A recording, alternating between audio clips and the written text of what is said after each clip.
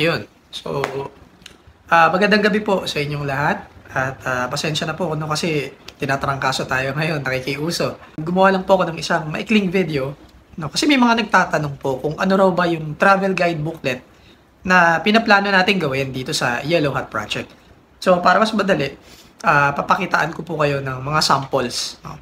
So, ito po.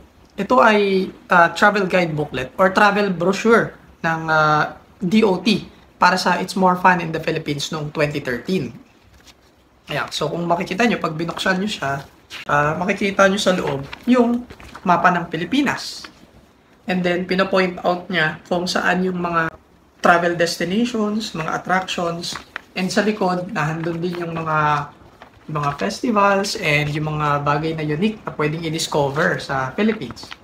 Ito, nung time na nagtatrabaho ko sa Ilocos Norte as a travel coordinator. Kumakaway yung kanilang promotion. And ganoon din, same din, pag binuksan, makikita nyo sa loob yung mapa ng Ilocos. Yan, ng Ilocos Norte. And then sa likod, same din, yung mga tourist attractions, mga restaurants, mga hotel na pwedeng puntahan, yung mga sikat na mga beach, at yung mga activities na pwedeng gawin sa Ilocos. Ito sa Intramuros. Pero sabi ni Jeyo, hindi daw to updated, may mas bago na raw. Same din, Intramuros, may mapa rin siya para hindi kayo maligaw sa Intramuros.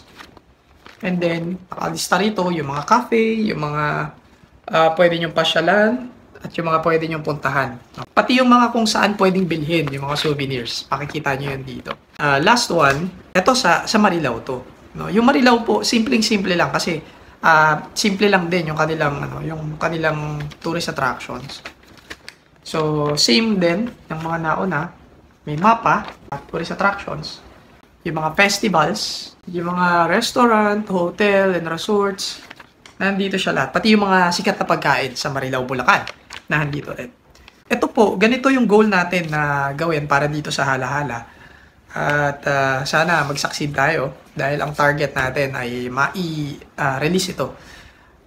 Hindi tayo mangangako, no? Pero by October or November, sana mai-release natin. No? Pero siguro naman kakayanin. Okay? So, yun lang. Thank you very much.